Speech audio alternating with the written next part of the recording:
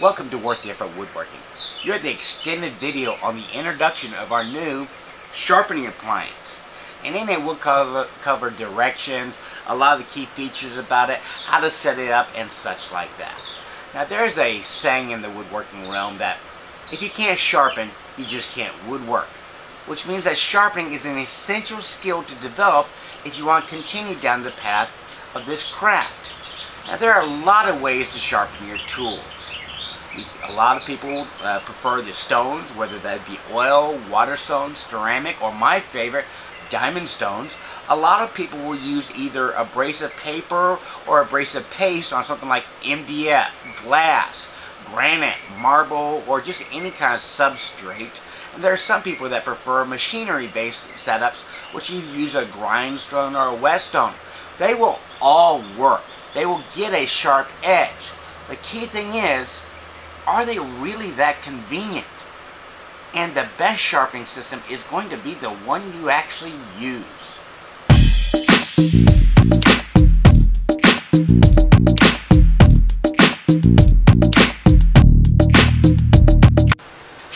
You know, I kind of think it's funny that a lot of us wood turners all go down the same path. Because in the beginning when we're starting out, sharpening tools seems such an elusive skill to grasp that a lot of times we reach for anything that will make our life easier or that we think will make our life easier. We'll end up buying machinery, big huge contraptions to hold your blades, all this kind of stuff, all to compensate for what we think we lack in skill. But the longer you woodwork, the more you realize that sharpening isn't that difficult a concept to grasp. It doesn't matter if you are a wood turner, a hand tool furniture maker, a wood carver, or even power tools on all your bits and stuff like that. All you're concerned with is creating some kind of shape for your blade, putting an edge on that blade, and then honing it to a mirror finish to get that razor sharpness. And a lot of the woodworkers I know end up with some kind of system of a grinder for shaping, stones or some kind of abrasive for putting an edge on that shape, and some people just go into the finer stones for honing and polishing it, where others refer to a stroke, and a lot of people like that. But the more experienced you find the woodworker, they spend more time on the honing and the polishing than on any other aspect, even combining them. I know some wood carvers that very rarely go to the stones ever. They just constantly hone their tools because they know it is so much easier to maintain an edge than create a new one. And this is what we are trying to make a little bit more easy, is maintaining that edge with this convenient sharpening appliance. Because water stones or high grit stones, all that kind of stuff, it's kind of difficult or messy, and they don't take a lot of abuse. Where this setup you can leave on your bench, you can let it knock around. If you accidentally damage it, you can easily repair it, but it makes it convenient to you to sharpen right at the bench, and that's what we're going for. So let me walk you around this main plate, and then we'll show you how to set it up for your specific needs. When you order your appliance, it's going to come in a kit form that's going to consist of the main plate, a leather strobe, and some abrasive paper, the kind that I prefer to use as a sampling. And that will last a lot of y'all for years, because this isn't an appliance that you use heavily, it's just something that you use constantly, and there is a difference. So I'm going to go over the main plate right now. I'm going to go over the deluxe version, which also includes these cutouts.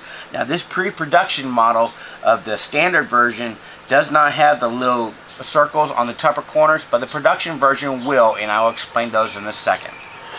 So starting out, I've designed it with a slightly oversized 3/4 inch hole.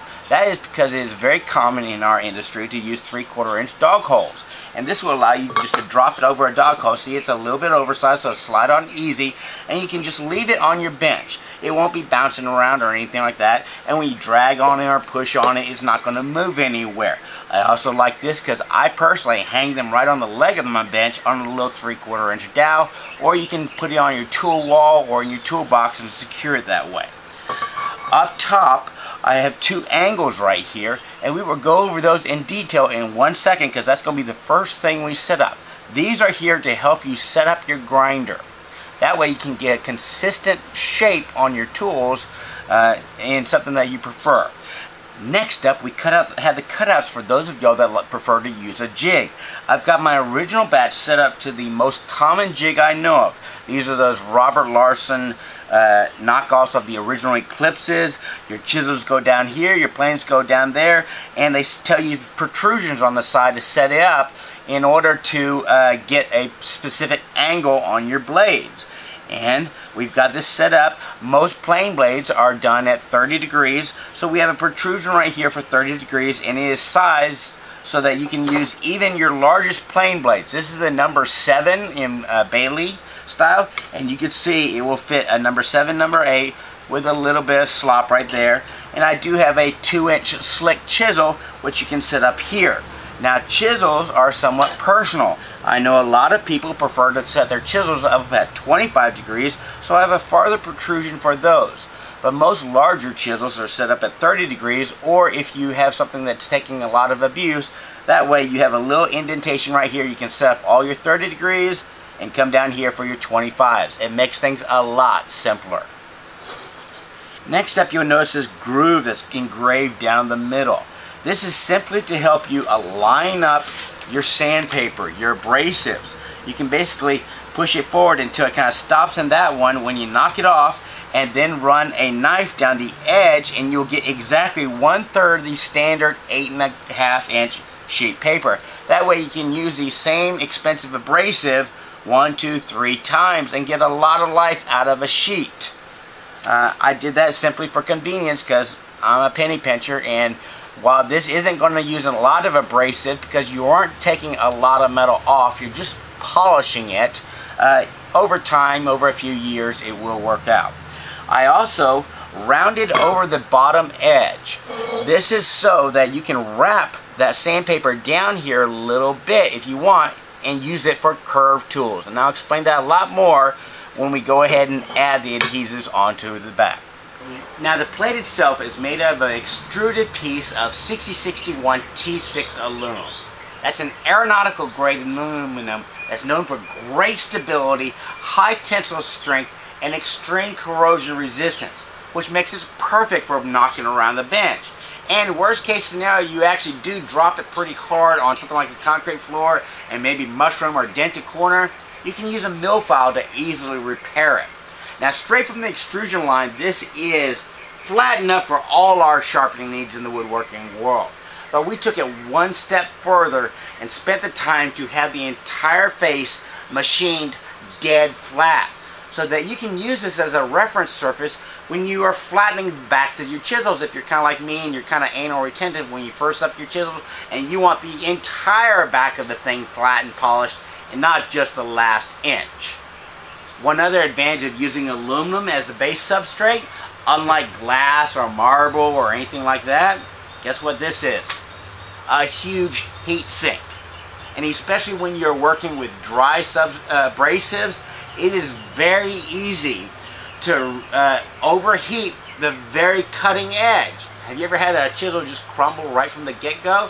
It's probably you got a little bit of aggressive with abrasive, and just that very thin edge heated up really fast, remove the hardness of it. So it just kind of folded over.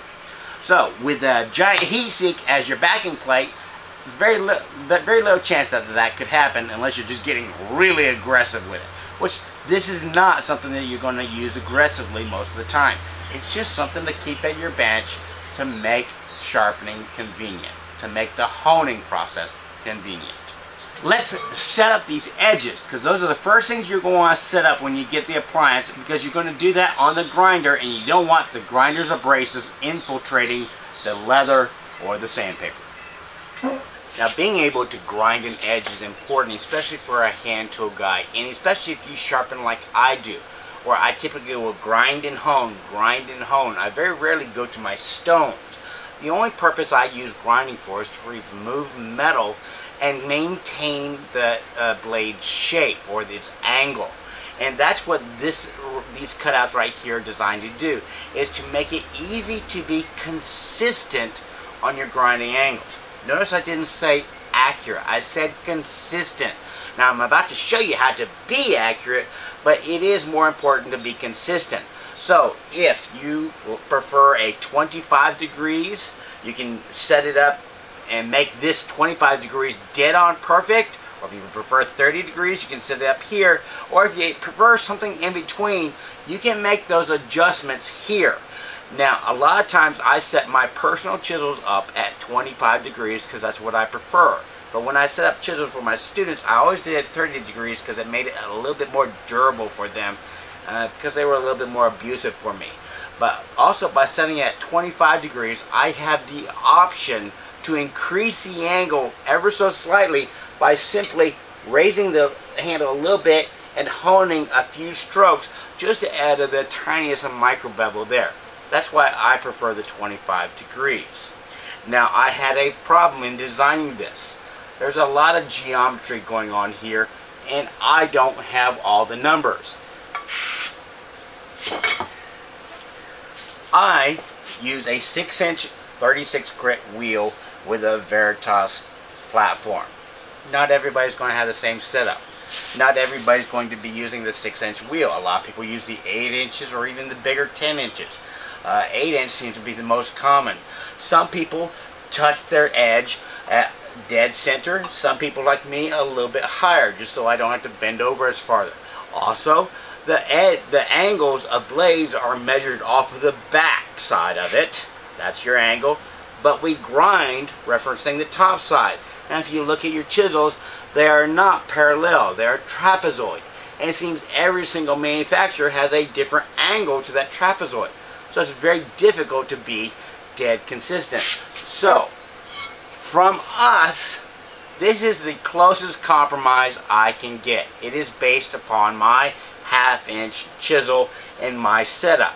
But we can adjust it for your setup here and now.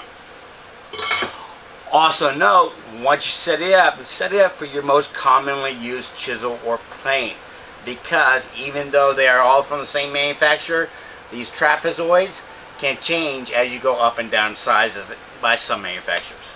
Anyways, the first thing you want to do is just sharpen your chisel up normally. Don't hollow grind it, don't anything. Just use your stones or abrasives or whatever you're using. Get the angle as you prefer it. Then come over to your grinder and set up your blade so that as you rock it back and forth, you get scratches right down the center. That tells you whenever you touch the blade to the wheel, it's going to remove metal from just the center. And that way you can grind on this setup and never touch the cutting edge or the heel of the bevel. That way it'll give you a good reference if you freehand hone. Plus you never remove the sharpness of the edge that way. That is why I will grind and then hone, because all I'm ever doing on the grinder is removing the center section, making the honing easier because it's removing less metal there too. So now I've got my platform set up and I can touch my blade down, move it side to side.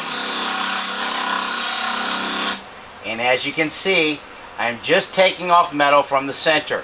And I can continue to grind that until I leave just the shiny part on the top and bottom of my chisel, and I know that this will be dead on perfect. And the reason why I prefer a 36 grit wheel is because I can do stuff like I'm doing right now and grind a little bit longer, because there's less grit there's less friction created out of these sparks, so it doesn't heat up as fast. So once I've got this entire thing set up, I want this one at 30 degrees. So I've got the 30 degree setup. I will reference the top of it to my platform, and then I'm just going to lightly touch it. And as soon as both edges touch down,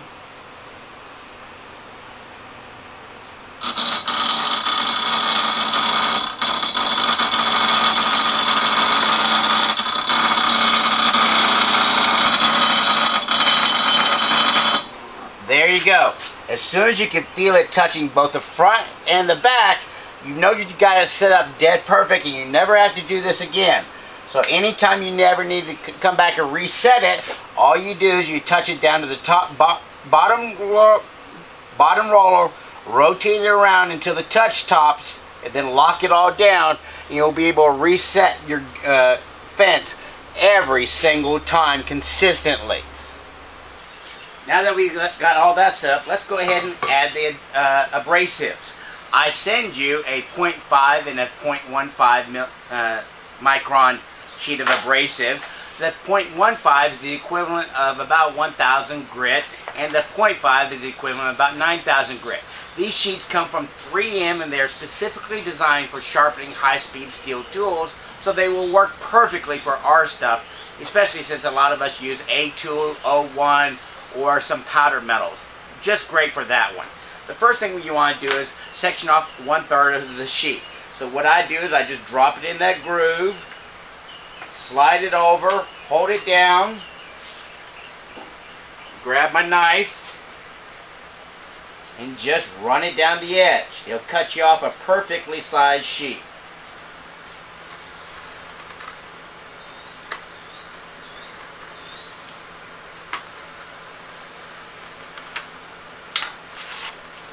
Save that for the next time you want to replace it.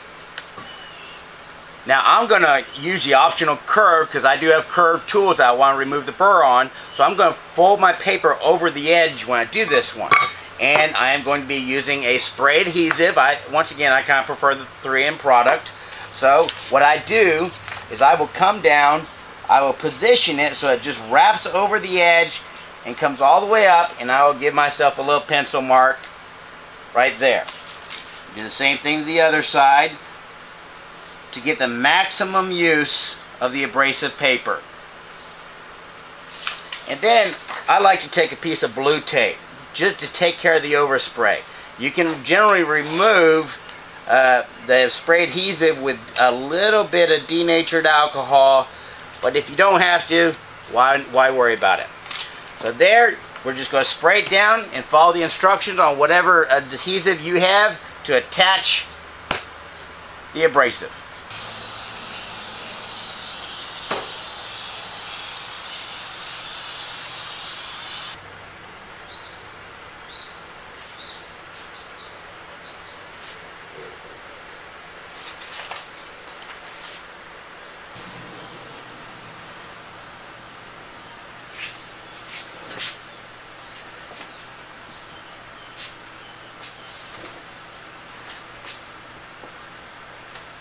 Do the same for the back.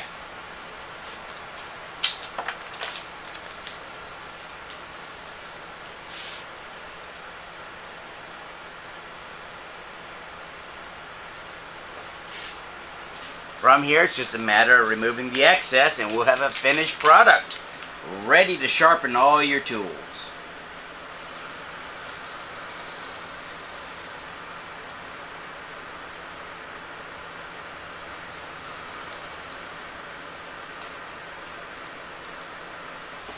So there you go, a sharpening appliance that makes the honing aspect, the most important aspect, the aspect you should be doing the most if you want to maintain your edges instead of having to create them, which makes your tools last longer, your work be a lot safer, and the end product be a lot smoother and more crisp. Honing, constantly maintaining the edge, is incredibly important, and this is the first appliance I know that is dedicated to making that more convenient for you. I mean, most of the time it's probably going to be sitting on your bench over in the corner, out of the way, and every now and then while you're working, you come over, find the angle, take 10 strokes. On this one, I'm using the Rouge. Feel for your burr, nice little burr, come back over, take another 10 strokes. And me personally, one of the reasons why I machined the entire back, because I like the idea of removing my burr on a flat surface. You got a nice little sliver right there, then you get back to work. A few seconds maintaining your edge every 5 or 10 minutes as you work will do worlds of difference. This also works for other tools.